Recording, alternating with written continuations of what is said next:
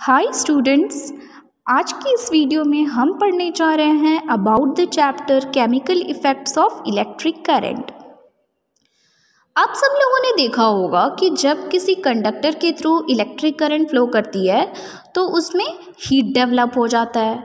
Heat के develop होने की वजह से उस इफ़ेक्ट को हम कहते हैं heating effect of electric current.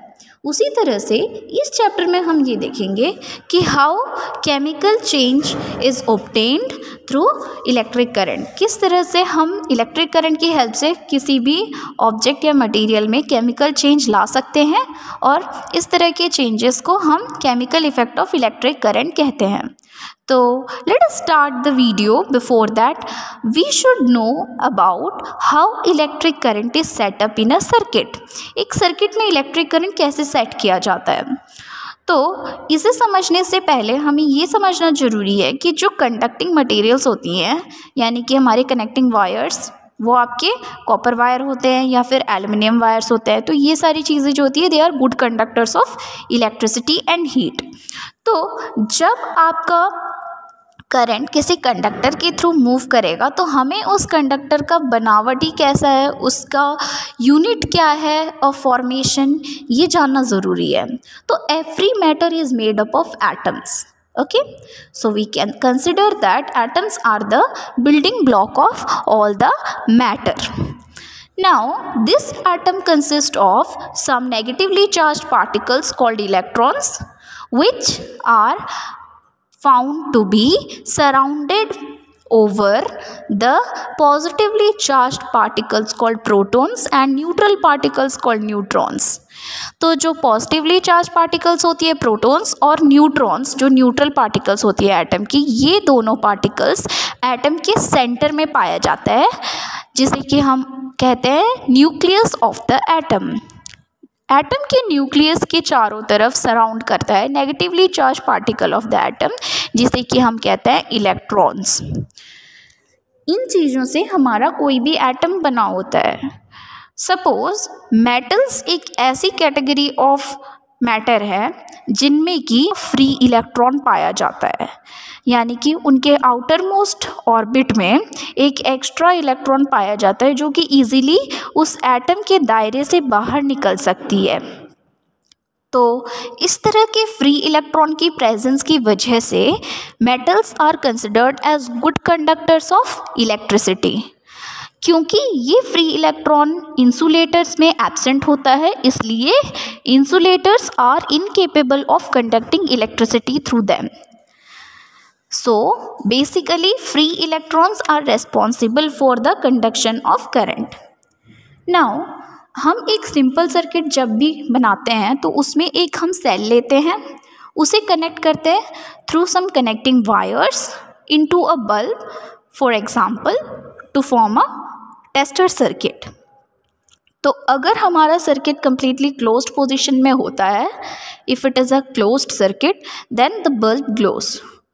So in this condition, इस कंडीशन में अगर हम एक सेल को कंसिडर करते हैं, एक बैटरी लेते हैं, तो बैटरी का नेगेटिव टर्मिनल से इलेक्ट्रॉन का फ्लो होता है और negative terminal of the battery से towards the positive terminal of the battery electrons move करते हैं through the connecting wires, I mean through the closed circuit. तो हमेशा इलेक्ट्रॉन्स नेगेटिव टर्मिनल से स्टार्ट होते हैं और वो मूव करते हुए बैटरी के पॉजिटिव टर्मिनल में जाके पहुंचते हैं। तो इस तरह के मूवमेंट की वजह से किसी भी सर्किट में इलेक्ट्रिक करंट सेट हो पाता है, स्थापित हो पाती है।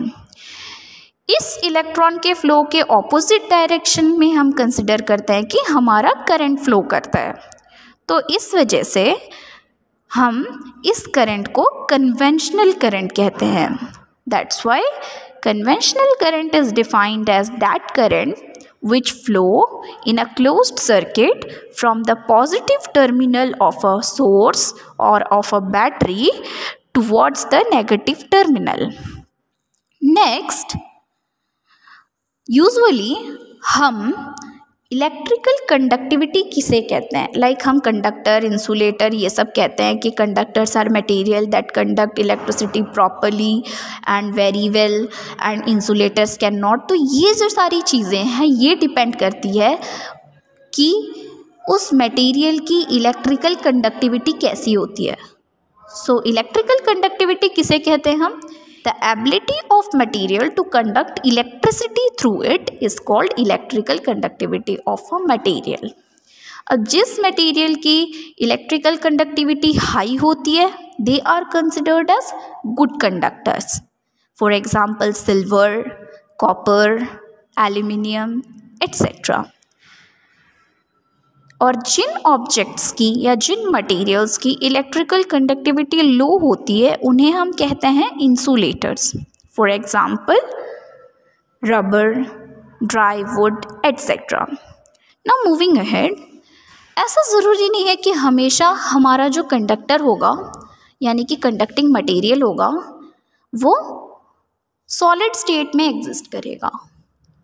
तो इसका मतलब ये हुआ कि हमारा जो कंडक्टिंग मटेरियल है वो लिक्विड स्टेट में भी एग्जिस्ट कर सकता है और गैसियस फॉर्म में भी एग्जिस्ट करता है. So that's why there are some liquids जिनकी इलेक्ट्रिकल कंडक्टिविटी बहुत हाई मानी जाती है and these liquids are called as electrolytes. इसके अलावा जो लिक्विड्स इलेक्ट्रिकल कंडक्टिविटी जिनकी लो होती है यानी कि जो लिक्विड्स अपने थ्रू इलेक्ट्रिसिटी को पास नहीं होने देते हैं उन्हें हम कहते हैं non electrolytes. Some of the good examples of electrolytes are tap water, milk, lemon juice et cetera. And non electrolytes की कुछ best examples are oil, honey, distilled water et cetera. तो बात अब ये उठती है कि why electrolytes can conduct electricity, यानी कि कुछ लिक्विड्स इलेक्ट्रिसिटी को कैसे कंडक्ट कर पाती हैं और कुछ अदर लिक्विड्स क्यों नहीं कर पाती. तो जिस तरह हमने देखा था कंडक्टर्स में फ्री इलेक्ट्रॉन्स की प्रेजेंस की वजह से उनके थ्रू इलेक्ट्रिक करंट पास कर पाता है, उसी तरह से इलेक्ट्रोलाइट्स इस तरह की लिक्विड्स होती है जिनमें कि फ्री आयंस प्रेजेंट होता है. And due to the presence of these free ions, electrolytes are capable to pass or allow the electric current through them. And these free ions are absent in non-electrolytes, because of which they cannot conduct electricity through them. Now, हम ये देखेंगे कि कैसे ये free ions एक liquid में electricity को flow करने के लिए अलाउ करते हैं. तो सपोज़ फॉर एग्ज़ाम्पल हम ऐसी कोई एक इलेक्ट्रोलाइट सॉल्यूशन ले लेते हैं जिसमें कि हम कोई भी दो कंडक्टिंग रॉड्स डिप करते हैं जिसे कि हम कहते हैं इलेक्ट्रोड्स. और इन दो कंडक्टिंग रॉड्स को हम किसी कनेक्टिंग वायर के थ्रू एक बैटरी के साथ अटैच करते हैं so that through this conducting rods और थ्रू दिस इलेक्ट्रोड्स हमारी लिक्विड के अंदर इलेक्ट्रिसिटी पास कर सकती है और ये एक कंप्लीट क्लोज्ड सर्किट फॉर्म करेगा. तो इस तरह के एक अरेंजमेंट को हम कहते हैं an electrolytic cell. So the basic components of an electrolytic cell are a beaker which consists of electrolyte, electrodes and a power source. So जब हम किसी भी इलेक्ट्रोलाइट के थ्रू इलेक्ट्रिक करंट को पास करते हैं तो वो इलेक्ट्रिक करंट की हेल्प से इलेक्ट्रोलाइट का जो कंपोनेंट्स होता है उसके जो कॉन्स्टिट्यूएंट्स होती हैं वो सेपरेट हो जाती हैं into its parts. For example we can say that the electrolyte undergoes chemical change और the electrolyte splits into its constituents when electric current is passed through it. This process is called as electrolysis. Now we'll see that how this electrolysis process is helpful in our daily use and what are its important applications. तो basically electrolysis के दो important applications हम पढ़ेंगे in our chapter. The first one is electrolysis के help से हम water को तोड़ के उससे हाइड्रोजन गैस और ऑक्सीजन गैस बना सकते हैं। सो जब हम इलेक्ट्रोलिसिस ऑफ वाटर करते हैं सो हमें पता है कि water is made up of hydrogen and oxygen, H2O molecule होती है वाटर की। By the applying of electric current तो उसकी वजह से twice as much hydrogen produce होगी एज द ऑक्सीजन, यानी कि ऑक्सीजन जितना प्रोड्यूस होगा उसका डबल अमाउंट में हमेशा हाइड्रोजन प्रोड्यूस होगा। ये एक बहुत ही इम्पॉर्टेंट प्रोसेस है इलेक्ट्रोलिसिस ऑफ वाटर। इसे इंडस्ट्रीज़ में यूज़ किया जाता है और इसकी हेल्प से हाइड्रोजन और ऑक्सीजन गैस बनाई जाती है जो कि हमें इन डिफरेंट पर्पस यूज़फुल होता है। नेक्स्ट हमारा आता है the other use of electrolysis is electroplating. Electroplating यानी कि किसी भी मेटल को किसी डिज़ायर्ड मटेरियल से या मेटल से कोट करना, उसके ऊपर उसकी एक परत चढ़ाना। तो इलेक्ट्रोप्लेटिंग क्यों किया जाता है, इसके मेनली दो यूजेस होते हैं। First use is that to improve the look of any material, जैसे कि फॉर एग्जांपल हम चांदी पे सोने का परत चढ़ाते हैं सो दैट इसकी लुक इम्प्रूव की जाए। इलेक्ट्रोप्लेटिंग की हेल्प से हम कोई भी मेटल को या फिर कोई भी मटेरियल को कोरोजन से बचा सकते हैं, उसे ऑक्सीडाइज होने से या फिर उसमें रस्ट फॉर्म होने से हम उसे बचा सकते हैं। नाउ हम इलेक्ट्रोप्लेटिंग जब भी करते हैं तो in this process what happens कि हम अगेन एक बीकर लेंगे, उसमें हम एक इलेक्ट्रोलाइट लेते हैं और दो इलेक्ट्रोड्स लेते हैं। तो इसमें जो दो इलेक्ट्रोड्स हमें लेना है उसमें एक इलेक्ट्रोड हमारा ऐसा होना चाहिए जिसमें कि हमें कोटिंग करनी है और दूसरा इलेक्ट्रोड वो होना चाहिए जिस मेटल की हमें कोटिंग चढ़ानी है। जो इलेक्ट्रोलाइट सॉल्ट हम लेंगे वो इलेक्ट्रोलाइट सॉल्ट हमारा उस मेटल का सॉल्ट होना चाहिए जिसकी कोटिंग हमें करनी है। आई मीन फॉर एग्ज़ाम्पल अगर हमें आयरन पे कॉपर की कोटिंग चढ़ानी है तो हमारा जो इलेक्ट्रोलाइट सॉल्यूशन होगा वो कॉपर का ही एक सॉल्ट होना चाहिए।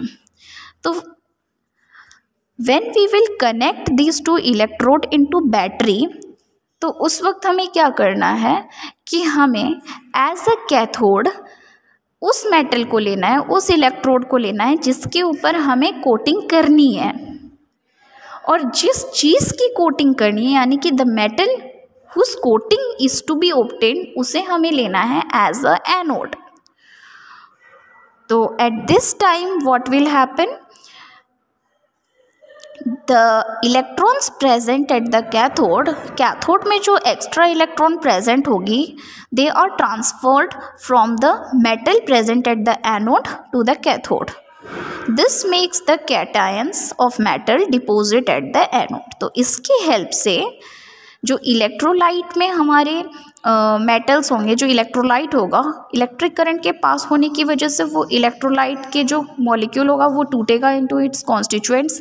पॉजिटिव आयन जो होगी कैटायन वो अट्रैक्ट होगी टुवर्ड्स द कैथोड। कैथोड में पॉजिटिव आयन एक्सेस इलेक्ट्रॉन को लेगी और उस इलेक्ट्रॉन की हेल्प से वो मेटल फॉर्म करेगी, एटम में कन्वर्ट होगा आयन और वो डिपॉजिट हो जाएगा ऑन द कैथोड। और ये एक्स्ट्रा इलेक्ट्रॉन जो इस मेटल को चाहिए होगा, इस आयन को चाहिए होगा to convert into a metal, ये प्रोवाइड करेगा एनोड।